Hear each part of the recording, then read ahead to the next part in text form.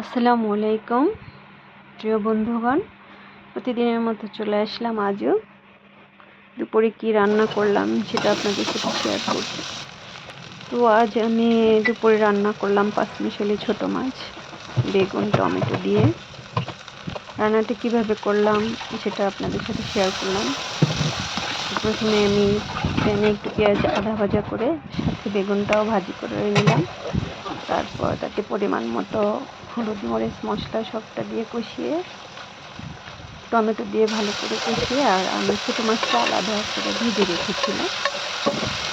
আমার আবার মাছ ভাজিটা করে খেতে ভালো লাগে বেশি, যার জন্য আমি ছোটো মাছটা ভেজে নিয়েছি। এখন মাছটা ভালো করে কষিয়ে পরিমাণ মতো পানি দিলাম।